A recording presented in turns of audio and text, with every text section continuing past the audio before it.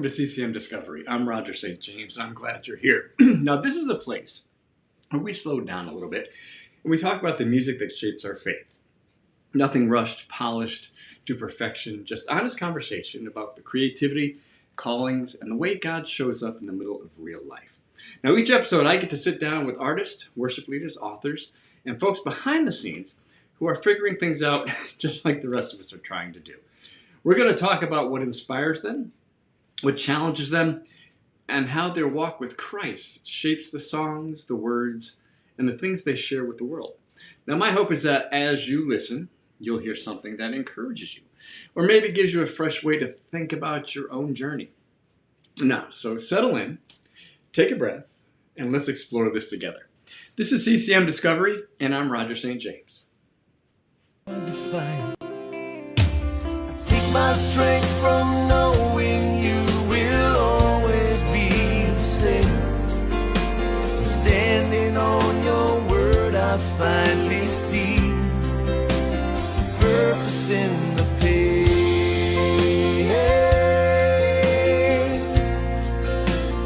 Purpose in the pain.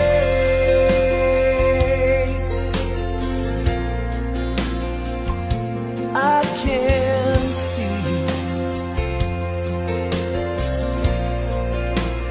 purpose in the pain.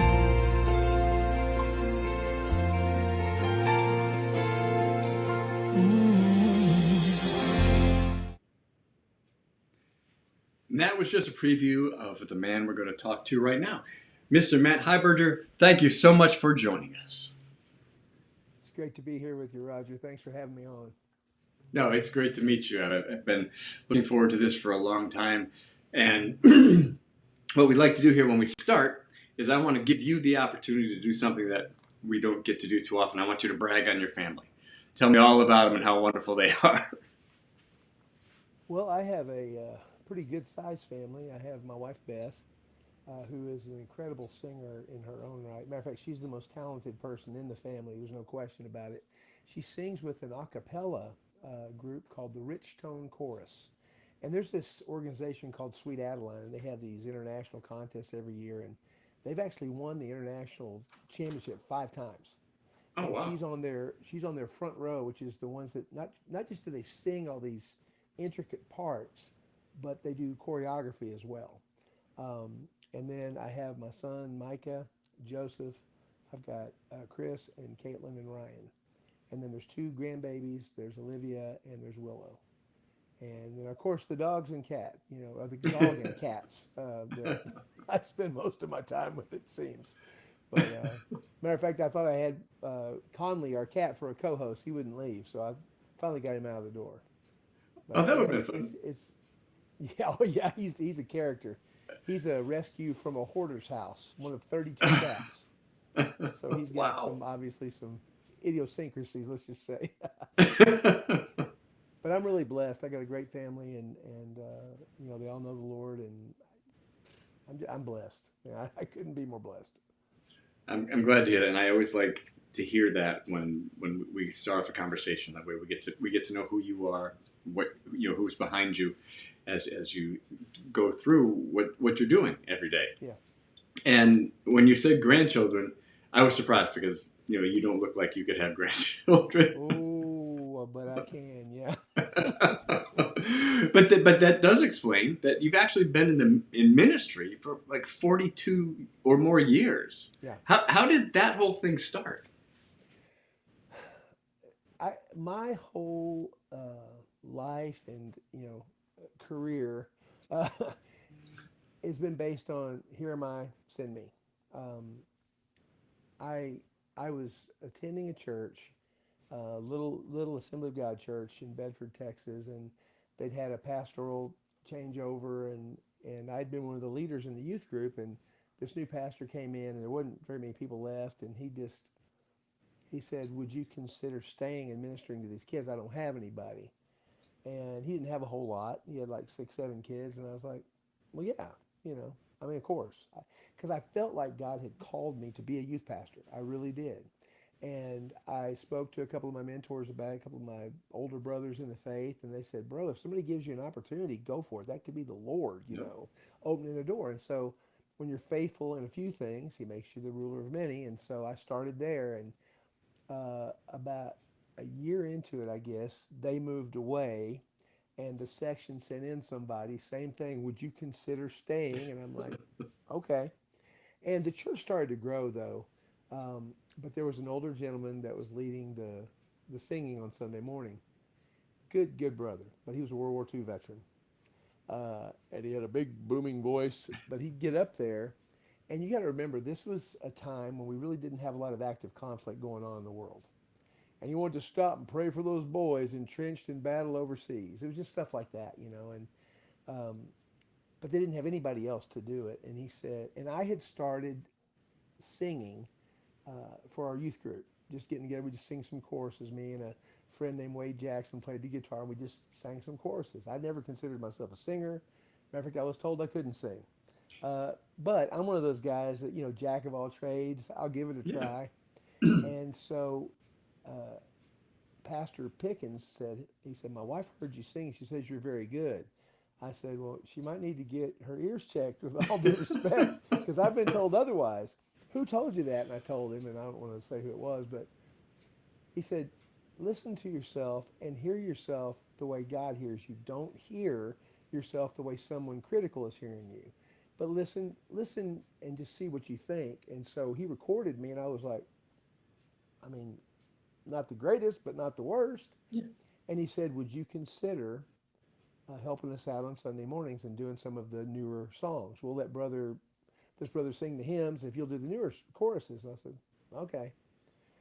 I knew nothing about music. I knew nothing about singing. And then he said, "Would you consider singing a solo sometime?" And I said, "I like to sing solo. You can't hear me." The old joke. And so I was like, okay. And back in the day, you probably remember this, they had those accompaniment tracks. They were the little Yep. cassettes. The cassette. And Yep. Word had them, and they were cool. They were silver, and they had these little wheels in them. And I remember going through there, and there was on the front they would have the range, Yep. and I didn't even know chords or notes. And so a friend said that FACE, or every good boy does fine. What does that mean? And so they took me to the piano and started showing me. And so I started listening to the songs, going, "Okay, that I can't do that. I can't do that. Hey, that one's pretty good." And I mean, there was like barely any movement on the thing at all. I'll do that song. I'll never forget. It was a Chris Christian song called "We Are an Offering," and that was the first song I ever sang. And then just kind of went from there, and we started. I taught myself to play piano. I taught myself to play drums. And then I said, "Well, how do I find a chord?" And this lady, who was a classical pianist, took my little New Testament and wrote down, "Okay, this is C, D." She showed me what the notes were. "And this note plus 1, 2, 3, 4 plus 1, 2, 3, that's a chord." And that's how I learned the chords. Oh, And then wow. I learned there was things like inversions, and then there's melodies, and all that came. I'm talking about hours and hours and hours. As a single, 22-year-old kid, I got nothing to do. So I'm up there at the church. I'm working there now, just playing the piano all night long. And that's how it all began.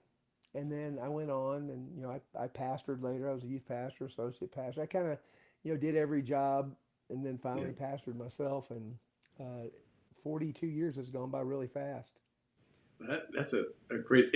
I love that stories like that, and that's what I'm just so glad that God gave this show as a way to tell those stories, Right. as to see how it started, just from a simple, yeah, sure, I'll give it a shot, see what happens, and to where you are now. Now, while you were telling that story, you had a lot of faith in inspired things going on. Where did your walk with faith start? How did you get into that? It's quite a story. Um, I was raised. Um, we weren't even Creasters. We weren't even Christmas and Easter Christians. We just. I mean, my mom.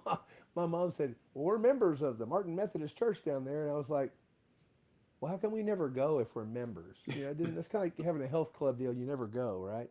Um, but my grandmother, my mom's mom, uh, she and her sisters lived in a little small town called Meridian. It's between Fort Worth and Waco.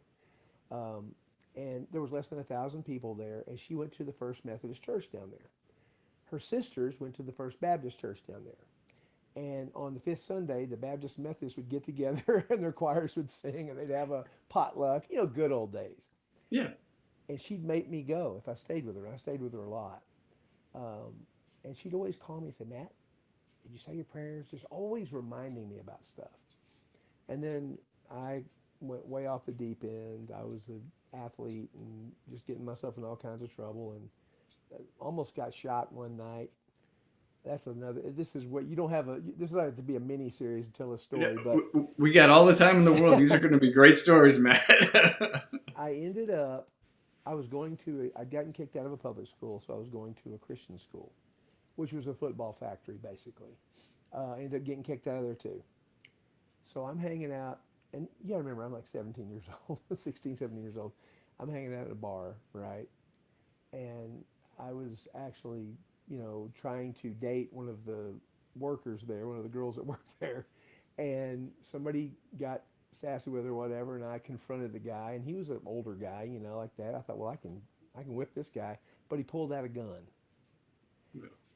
and I had been trained to defend myself since I was 7 years old. I've been trained in martial arts since I was 7. I knew I could take him, but I was at that place that we call dead man's land. I wasn't close enough to try to engage. I wasn't far enough away to move. And this was like a 38, wasn't an automatic. And he pulled it up and he pointed at me and he pulled the trigger and nothing happened. And he was shocked.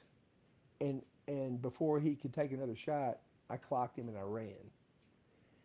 I get around the corner of this place and I can hear boom, boom. I can hear bullets, And I'm like, okay. And so I run, run, run. This is before cell phones. This is back when there was pay phones, if you can imagine. Yep. This is before any of that stuff. I'm running, running, finally getting a hold of a friend of mine, who's an older guy, friend of mine, who can come pick me up because I'm hiding. Because this guy and his buddies are driving around with a little spotlight looking for me. And I'm hiding. I'm running through backyards. I'm just trying not to get killed at that point. I was going, and I left out the important part. My mom told me, she said, son, that's 2 schools in a year. You have one more chance. She was going to send me to Marine Military Academy, and I didn't want to go to Marine Military Academy. I had long hair at the time. I definitely didn't want to go to Marine Military Academy. But there was a church school that a friend of hers' son had been in trouble, went there. The church was called Christian Center, and their little school was Liberty Christian Academy. Well, the pastor of that church was a man named Gary McSpadden. Anybody who knows about Christian music knows about Gary McSpadden. Yep. Original Imperial, original lead singer of the Gaither Vocal Band, Yep. original Oak Ridge Boy, uh, just and just a wonderful man of God. And I end up at his church at his school. Well, I get in trouble there the first day, and I really didn't even do anything. I was defending some kids getting picked on, and I have to walk in and see Gary in the office. I'm thinking, oh my goodness, I'm headed down to Marine Military. They're going to shave my head, you know. And Gary, I'll never forget going in there. Big guy, 6'3", 200 pounds, handsome, deep voice. Matt, won't you tell me what happened? I said, well, I'd rather not. He goes, well, go ahead. Because I found that I heard what the principal said, what these boys said, but I found that the truth is almost always somewhere in the middle. So I'd like to hear your side. I said, okay, so I told him what happened. And he goes, okay. He said, so basically you took up for 2 younger boys who were being picked on. You might have used some language I wouldn't advise you to use, but you didn't do anything. So are you supposed to be in trouble for standing up for? I said, no. Yeah, I didn't know. He said, Good stand answer. up. He said, stand up. He says, you've got a call of God on your life.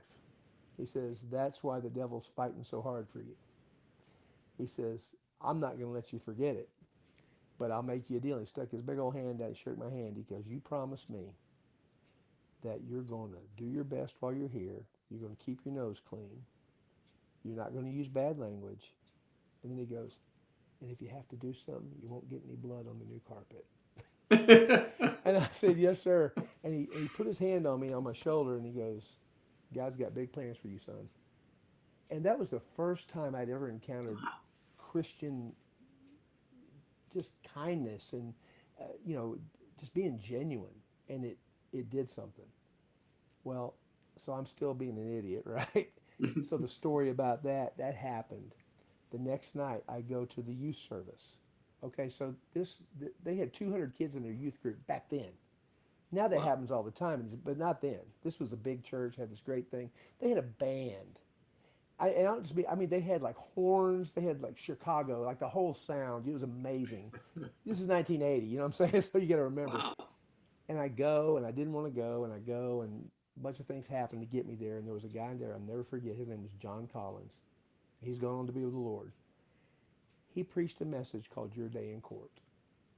And he described what's going to happen on that day when you stand before Jesus. And he said, I'm going to tell you my story. And he went through all this detail. Just the guy was the most incredible communicator, painted these pictures. And he said, all this stuff happens, the devil comes out. And again, you have to go back in time. It's like the computer paper on the rolls, you know. You roll it out, he rolls it down the aisle, you see it's everything you've ever done, and it's all there. Even that, you know, it's all there. And then your defense attorney says, I want to say my client is guilty of all these things. It's like, what? You lost your mind? However, he raised his hand and there was a hole in it. He said, I've paid the price for those crimes. And he should be set free because the judgment has already been paid. When he told that story, I mean, to this day, it gets me emotional because something just, you know, in my heart, it just broke open. I could not wait for that guy to close. You know how preachers, as I continue to close, just close. I was the biggest, toughest, strong. I ran like crying like a little girl down there to that altar to get saved. And that's when the whole thing began. So God had to do some, I mean, there's a whole lot more to the backstory, but God did supernatural thing after supernatural thing just to get me in the kingdom. So the least I could do was say, okay, Lord, use me. Let's give it a try. Let's see what happens. And here, you know, 42 years later, he's still doing it. Oh, man, that's a that is a amazing story. I love that. We have and here as we've talked to so many people, a theme has run through the show, and we kind of call it the hand on your shoulder. Oh yeah, That you don't see it until 42 years later. You can step back and you see where God was pointing and guiding you the whole way around, and that was an amazing story, man. And yeah. we just got started. Well, You're I'm right. like This you, might. brother. I'm like you, brother. I can talk, man. So Oh no, that's what.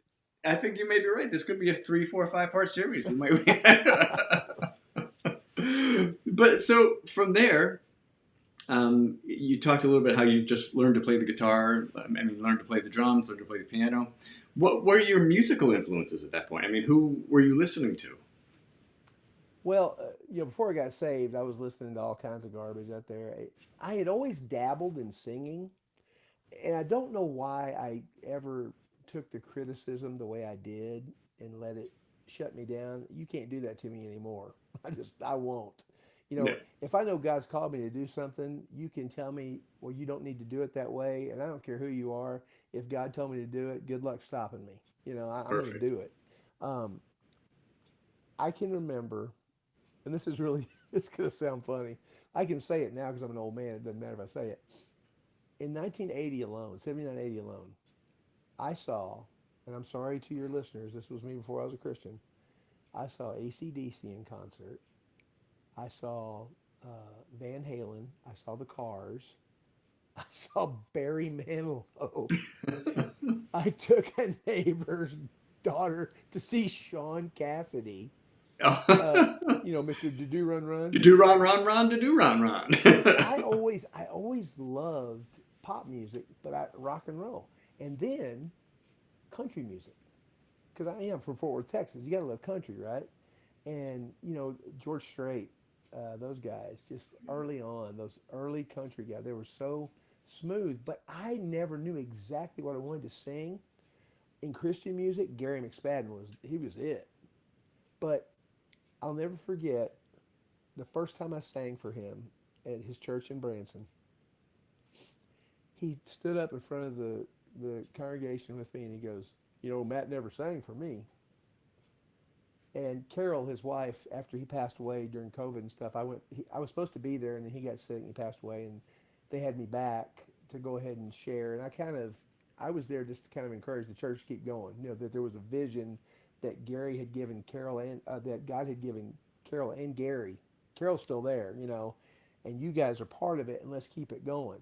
Um, and remember who you are. And oh, it's my low power light came on. Um, but I just remember him saying, I said, well, no, because if I sang, that takes time away from you. I'd rather hear you sing than me. And Yep. you got to remember Christian Center. So you've got Gary. He's bringing in people that he knows, right, from the Gaither Trio. So, like, so Larnell Harris comes and sings. A young Amy Grant comes and sings. Sandy Patty comes and sings. Why would I even? And I saw people, my friends, try to get up and sing. I've got one friend, I won't name his name. He was doing the band thing the same time I was back in the 80s and 90s, and they played at Footloose quite a bit too, and he was great. But that guy had no confidence from being busted down so many times. Well, you're not like Gary, you're not like Gary, you're not like Gary. No. Yeah. And I wasn't either.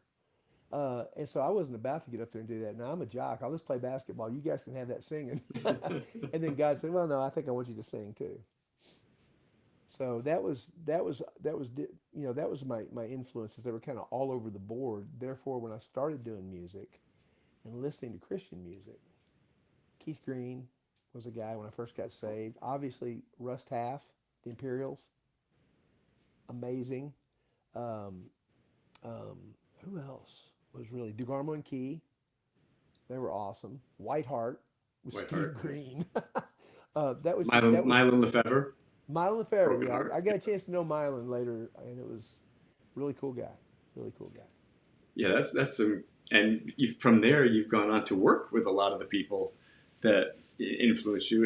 And what I want to do here is off to my right here a little bit. I have a list Okay. of some of the people you've worked with. And if it's okay with you, I want to throw out a name, and then you can tell us a story about that person if you want to play this little Okay. fun game. Okay, let's start with one of the big names, Stephen Curtis Chapman. So so Stephen, um, met him. Greg Oliver, who owned Footloose, and went on to be a big. He's still a big booking agent in Nashville. Greg Oliver Agency, GOA. They book a lot of authors and stuff now, but they did all the acts back then. And he would bring in Footloose was every Friday and Saturday night, $5 at the door. Stephen Curtis Chapman, For Him, The Imperials, Jeff Moore in the Distance, Rich Mullins. We had Larry Norman there. We had Phil Kagi there. We had Randy Stonehill. We had, you name it. If you were on the radio back then, if you were on Kojo or KLTY, I think the only people we didn't have were the big ones: Michael W. Smith, Carmen, Sandy was never there. Um, who else? Just the big guys that played stadiums and stuff. They didn't come, but everybody else did. But Steven, I met him. Greg was booked. Greg, Greg would book me and my band because I was free. Because I I helped to get the wood and build the stage at the original Footloose, Oh, which was that was a teen club that ended up being turned into there was a Christian night, and then it turned into a Christian concert deal, and then it moved to a church and did it anyway. So I had connections going all the way back with that. But I was there and I helped volunteer and stuff. I was in charge of security. I'll never forget one time because I was actually working as a security guard. My brother had hooked up this thing, and I was licensed to carry. And we had Sheila Walsh come in, oh yeah. and her husband Norman was at the time the big manager required that there was an actual certified bonded security guard to escort her from the dressing room to the stage. Well, at that club, the dressing room to the stage was about 3 feet. And so Greg said, just show up, bring your deal, and wear your suit, whatever. And so I did that. And after that, I was just kind of in. But Greg would use me. He said, "Hey, you want to sing?" I said, "Yeah, I'll do it." And then I got a band. Can you get a band? Sure, I got a band. But I met Steven because I was going to get a chance to sing. Uh, he booked a Whiteheart concert, and I didn't really want to. I was doing covers, man. I really didn't want to mess with that. But Sparrow sent Steven with Whiteheart. So we're all warming up and stuff. I'm sitting there thinking, well, I'm going to do some songs, and they send this other guy. Once I met him, mullet and all, Yeah. and I heard this shredding, but it was Steven. shredding the guitar. And I was like, and weekdays, his first single had just hit. I said, he needs to do the whole thing. I don't want to do any of it. And, we just kind of got to know each other after that. Whenever he'd come to town, I'd pick him up at the airport. I'll never forget one time we borrowed Greg's father in law's big Suburban, and I went out and picked him up because they were getting ready for the show, and Steven's flight was late. Came back, and then they took off to the lake, and all Steven's tracks and stuff were in the car, and Greg had to drive all the way out to the lake to get them. So yeah, there's a Steven story. But yeah, he's a good brother. I saw him for years and years. Anytime he'd come to town, I'd always get together and But that was what was cool about Footloose. It was really a thing where you got a chance to get to know these guys kind of off the stage, and it was a really neat opportunity. That's what I always I had the pleasure of meeting several artists back then, and when you were able to sit down with them, and away from, and the biggest thing that I always found is when you got them away from their manager, Yeah, because and the manager's job is to protect them. I understood that. But when you're able to get, like, I sat down with David Meese one time and had an incredible conversation with that guy. That was probably, I met so many people, but that conversation sticks with me because he was such a interesting dude. yeah, that's a nice way to say it. I opened for him one time too. Yes, I did. I riffed some Bee Gees jokes on him while I was his opening act. Yeah, he was a lot of fun, and another guy that I had the pleasure to sit down with. You also did, Rich Mullins. Oh That was, gosh. yeah, that was, I. It's one of those things. I have a picture of myself with Beaker, but I don't have one with Richard. Yeah, Rich, he did photos when you wanted. I got to open for him twice.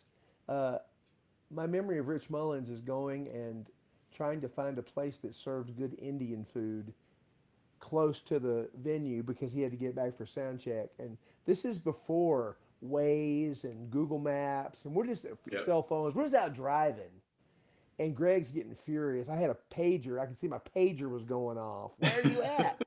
And we're just driving around trying to find Indian food. Now you can't throw a rock and you can hit a Indian restaurant any direction, but there was nothing back then. We drove all the way into Irving, which is about 20 miles away, and I said, he goes, "What time is it?" I said, "Oh, we were supposed to be back there about 15 minutes ago." They were so mad at me, of course, not at Rich, but at me. So Yeah, he he was he wasn't he from my brief encounter with him. He wasn't big on clocks. clocks, shoes, anything like that. He didn't care about any of it. Barbers for a while that Oh got yeah, really. yeah. Good he, brother though. he Good was, brother. yeah. Another time, did he ever tell you the Amy Grant story? Oh, I'll have to. We'll have to. We don't have time for it here, Yeah, but yeah. I'll tell you that story. It's an Probably amazing not. story. It's great. And another person that we both know you far better than is Michael English. That I would still say he probably had one of the best voices that I've ever Oh heard. yeah. Oh yeah. No question. Mike, when all the stuff happened with him, um,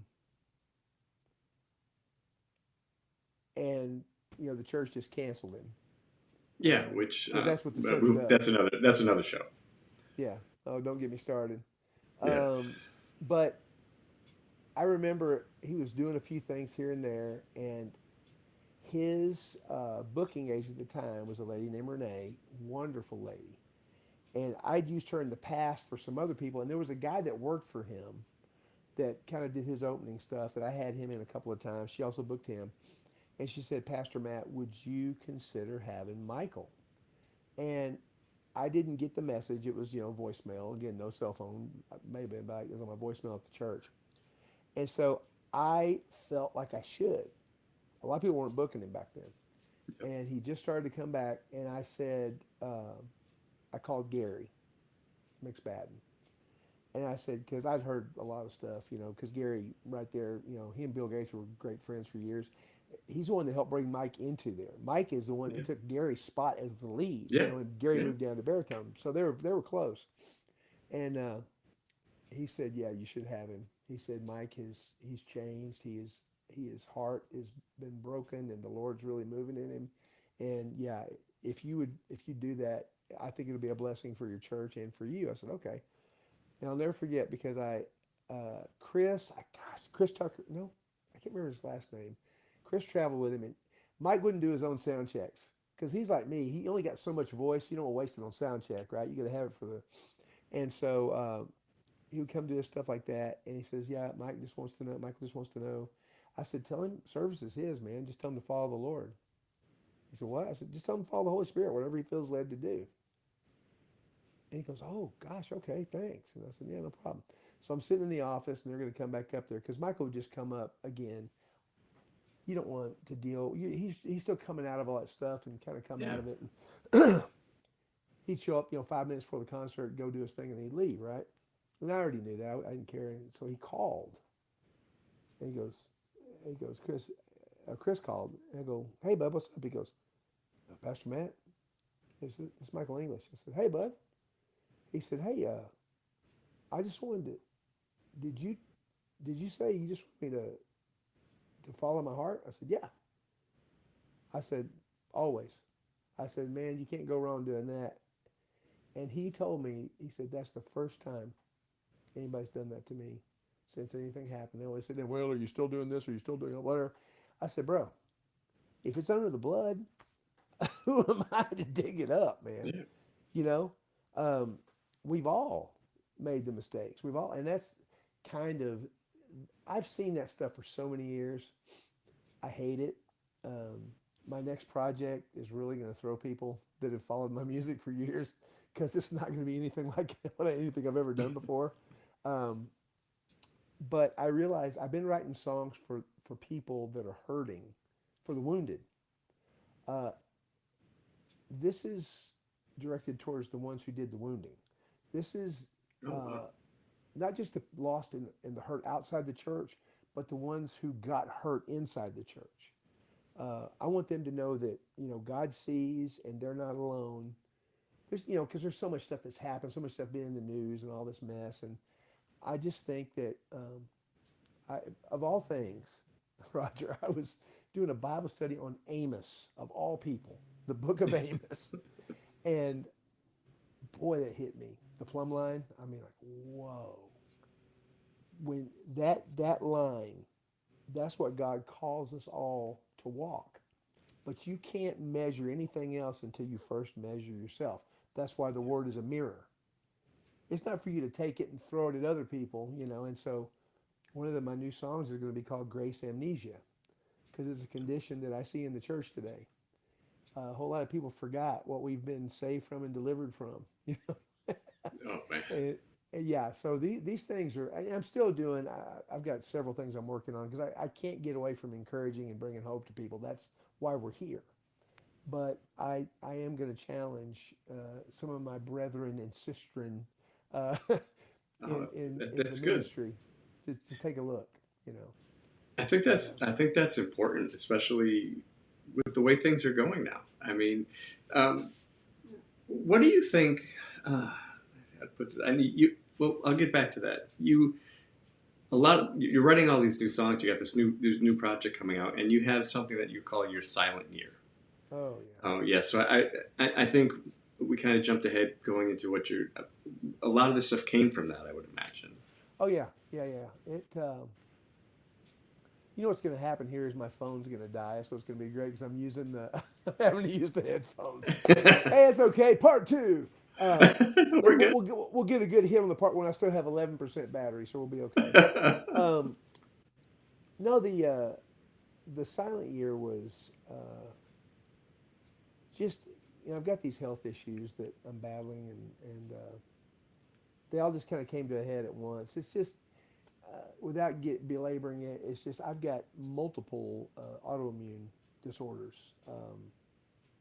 They cause all kinds of inflammation. That cause arthritic stuff, and just it's rough. And the pain sometimes, I mean, I broke my neck in 1999, and that kind of was the catalyst for a lot of the stuff. Uh, but you learn to manage your pain. But then when all of a sudden it just starts, like somebody just keeps turning the knob up, and then you Yeah. do stuff like this with the shoulder, and it's like, oh, that's a 17. Never had that before. On a scale of 1 to 10, 26. Um, but no, I just I had left a church I'd served at for many years just because I couldn't sign on. I'd been working for a ministry that's a well-known ministry as an operations director. I just lost myself there. I kept seeing stuff that, we threw "What Would Jesus Do" away in the 90s or whenever it Yeah, was, pretty much. when it should have continued to be our go-to. I kept seeing that, would Jesus do this? No. Would Jesus act like this? No, no, no. Why am I here? Why am I lending credibility to this? Um, and so I just didn't want to do that anymore. I got tired of hearing the same old stuff. I got tired of hearing things preached that I knew were not biblical. I knew it was something that was twisted around. Um, and I was like, I can't just keep sitting here. I love these people, but I got to love them enough to walk. And then maybe if I walk, maybe somebody will go, huh? Yeah. But ended up just, and then just dealing with all kinds of the pain and the emotional aspect of that, and then the separating from the church I'd been at for a number of years, and all those things. I said, you know what? I'm not doing anything. I'm not doing music. I'm not doing anything. I'm just going to sit back, Lord. You and me. You got to fix me. Somehow along there, I've gotten wired in. That my wires have gotten crossed, or I've got wired into stuff I don't want to be wired into. And Lord, I just want a direct link to you. Well, you can do that, but it costs you everything. You have to just step out. So I took a job that involves me going into grocery stores on a daily basis and just, auditing stuff for brands and whatever else. I'm well familiar with it, been doing it. It's not an executive job. It pays pretty good, but it's not a big time job. Uh, I don't get to be on a stage. Nobody listens to me sing. Nobody, but I do get to tell people about Jesus. And I do get to encourage people. So I, kind of dig it. Um, and then people don't paint me as a preacher. So if I give them an encouraging word or tell them that the Lord loves them, I was talking with a Muslim brother yesterday who's a 7-Eleven owner, and he just made some statements, and he's a nice, he's not what we, radicalize, whatever. He's just a guy Oh, that yeah. believes the wrong way. I'm sorry. Jesus said, John 14:6, I'm the way, the truth, and life. No one comes to the Father except through me. He said Father because there's lots of little g gods out there. There's only one Father, and that's him, and that's how you get there. And we talked about it, and it just kept getting me, the what we allow to speak for us in the church doesn't speak for me. So what do I do about that? You just going to shout people down and be louder? No. You're going to live out loud. You're going to live your life louder. You're going to live your life in a way of love. You're going to impact people like I wanted to have when I was a lost kid. Not somebody going, boy, are you a Christian? You Yeah. need to be a Christian. You're going to go to hell. You know Right. that face. And I would just say, be a Christian. Are you a Christian? Yes. So I'd have to be like you? No thanks. You know, but that's the reality, man. For so Yeah. many people, we're turning people off. And so I just thought, I'm just going to sit back and I'm just going to be a normal person.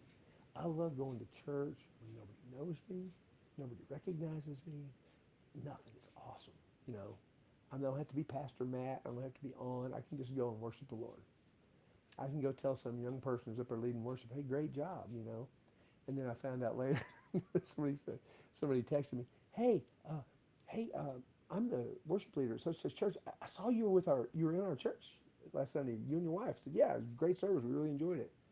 Uh, would you be interested in being part of the worship team? No, Nope. they don't understand. No, no, no, no.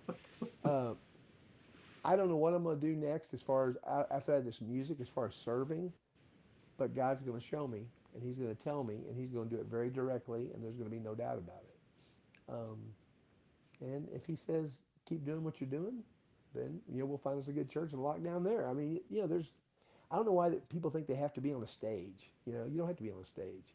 No. Your stage is your life, man. That's the one that really counts. Yeah, it's living it, not Yeah. talking about it. It's Yes. You want people to see God in you, not hear God from you. Right. And you're doing it, and you've got this project coming out, and that's going to be. You got me really interested in it. I want to see how you mix up, because your music is so encouraging, and now it's going to be a little different angle. It's going to be fascinating to hear. Yeah, it's going to surprise people, I think. And all I've said to people that have followed me for years is just give it a chance. It may not be the style you like, and that's okay. But I want you to consider the lyrics. Some of the stuff I'm saying is very direct, and it almost has to be in a kind of almost a punk pop kind of style to say Yeah. those things because you can say them with a smile. Um, I'm not naming names. Somebody said, "Well, is this about somebody in particular?" No. Why? I'm not mentioning anybody. You know why? Because number one, I'm not called to do that. Number two, if I mention somebody in particular, it lets everybody else off the hook that it fits. The whole point of this record is not to call people out. I'm over that. Yeah. The whole point of this record is to show people, hey, here's a mirror. Here's your standard. Here's Jesus. Here's the plumb line. Look here. Does this look like you? There's a split screen here. Whoop, I just knocked it out. There's a split screen here with you and me. Okay? Yeah. You're on one side, I'm on the other. Okay? Hey, we're both, got dark hair and stuff like that, but you can tell we're different, right? You're going to be like that with Jesus anyway. But you should be looking more and more. They say that couples look alike as they get older. They say Yeah. that pets look like when they get older. You should be looking more like Jesus every day you live if you're really living for Him. And that's what I want when people look in the mirror and they see Jesus in there. You look at yourself. Is it just this horrible contrast? Do you have this mask on, or are you starting to look more like Him every day, you know? And that's going to be the challenge of all this stuff. And I'm still going to do stuff. I've got another project I've kind of got in my back pocket that came up with a title called "Songs from Pulpits and Porches." You Oh, I know, like that. yeah, it's just going to be some songs about life and about the Lord, uh, because it's all about the Lord. And there's no way, if you really are a believer, that you can't work Jesus into any conversation that you have, I'm and the getting love of Jesus. I'm getting a very Keith Green vibe from you right now. Well, I tell you what, I wish, man, I tell you what, that dude, the stuff he wrote. When you think about "Asleep in the Light," could you Yeah. imagine trying to get that on adult CCM radio? Oh yeah. I Or was I so was you want to go amazed by back to that. Egypt? So you Yeah, want to go back to Egypt? I pledged my head. I mean, all Yeah. this stuff he said, and the thing is, I almost believe, and I think Melody, his wife, I think she mentioned this. It's like he knew he didn't have a lot of time. He just something in him just kind of he knew he wasn't here for the long haul, so he said everything he needed to say, and he didn't leave one in the chamber, but he got it No. all out there, and that's what I want to do. I mean, that's what I'm looking at, brother. I'm looking at my stage of life, my age. Um, I've got, even if the Lord doesn't come soon, which I mean looks like it could happen. Um, I got way less in front of me than I have behind me, so I might as well Yeah. make the most of them, and try to pick up and encourage as many people as I can along the way. And that's exactly how I'm trying to look at it too, because there's back there doesn't matter anymore. Nope. It's what we're walking into is what matters. And to that point, they say that there's a lot of some new energy in the church, some new revitalizing of the church. What do you think people are actually looking for? From what I'm seeing, what I'm hearing, when I'm running across people, they're still going to pack out the mega church. They're still going to pack out the worship concert, that they have. But brother, when I go to church now, I don't see worship. I don't see congregation. You know what I used to tell people all the time as a worship leader: worship in a church is congregational singing. You want everybody involved. When you're doing songs that are in these crazy keys with these crazy complicated melodies and lyrics, and you have to read the lyrics because you can't remember it because it's got 47 verses and two bridges and a whatever, nobody can participate. Now you're just listening to them play. That's a concert. There's still a place for that. You can talk between the songs. You can encourage people. Lots of people have come to Christ at concerts. But worship in a church is a different animal. It's connecting people. It's finding songs, and it worked for generations. And now all of a sudden we have this new way. We visited so many churches since we've moved just trying to find one. And most of it, I go there and go, nah, nah, nah. Because if the worship is poor and it's just more, I can, you know what? If that's all you've got and nobody really fellowships, right? They're just kind of out the door as soon as it's over if they do the concert experience. I can listen to it in my car Yeah. and then walk in, or I can watch the live stream. But there's power in corporate worship. One puts 1,000 a flight, two puts 10,000 a flight, and so it has to happen. And I just don't see it happening in most churches. Everybody's trying to be elevation. Everybody's trying to be SEU. Everybody's trying. Yeah. Why don't you just be who God called you to be? Right. But that's just me. I'm an old man. What do I know? No, I think you're right. I think people are looking for honesty and reality, and real Jesus, not the Hillsong Jesus. Nothing, I probably just got canceled on every station we're on, but I doubt it. but I think people are looking for real, Yeah. a Jesus they can talk to, not one they can just look at from afar.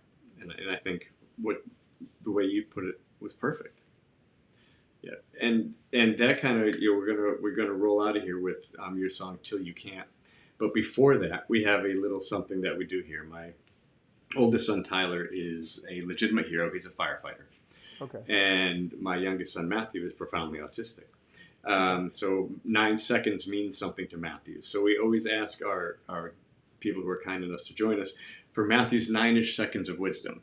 So if you could give some advice in 9-ish seconds, what would you say to the people who are watching us right now?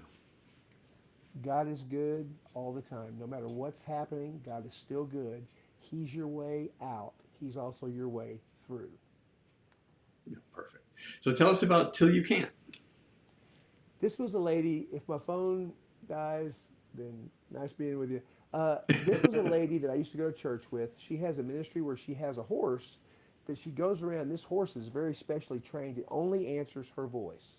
It won't respond to anything else but her voice. So she uses it about, the whole thing about the shepherd. You know his voice. You follow his voice. You won't follow the voice of a stranger, and to share the gospel about hearing the voice of Christ. She had an idea. She wanted to play this song, and that it's a great song. It's got a wonderful message the way it is. But she said, what do you think about maybe gospelizing it? I think is the term she used. And so I said, sure, why not? I used to rewrite songs. I did that way before Mercy Me every day. I was doing that back in the 80s, rewriting these songs with Christian lyrics, But I said, okay, well, let's do that. So I kind of reimagined and reconfigured the lyrics to make it a gospel take on Cody Johnson. And my friends, the Azadors from the Philippines, provided the background vocals and did all the mixing for me. But this is actually a gospel take on Till You Can't. It puts, it's all about, you think you can call on Jesus, we better do it now, because one day you're not going to be able to. And it's a beautiful song. And Matt, so your phone doesn't die. Matt Hybarger, thank you so much for taking the time to join us. I do want to get on the phone with you or get down to Texas, and I want to hear more of your stories because you got a ton of them. So thank you so much. And as we've been talking, we've been running your socials and your YouTube page underneath us so people can find you there. Cool. And we will definitely tag it at the end of the show. But Matt, thank you so much. It's been a great pleasure. And we're going to roll out of here with Matthew Hybarger, Till You Can't. All right. Thanks, man. Take care.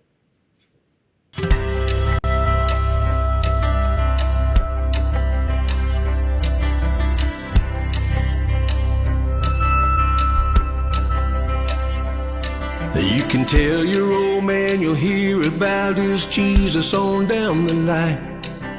You just got too much on your plate, you don't have the time. You can always take a rain check on God's plan. Till you can't.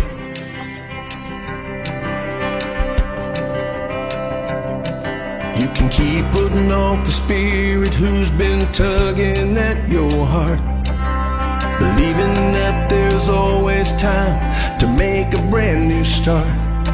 That you can always take a hold of Jesus' hand. Till you can't. If you got a chance, take it. Take it while you got a chance. You wanna be free, chase him.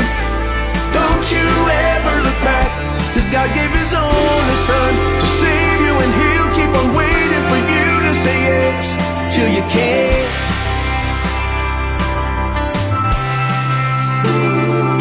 You got a past of sin and heartache and mistakes are weighing on your mind. So waiting on you to find the faith to ask him in your life. You can always get around to Jesus and be born again till you can.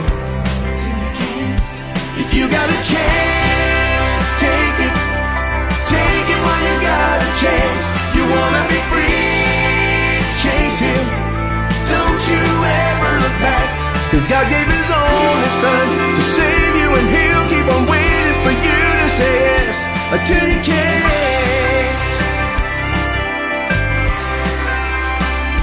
So take that Bible from the table and kneel down and pray. Then you can give your life to Jesus before it's all too late.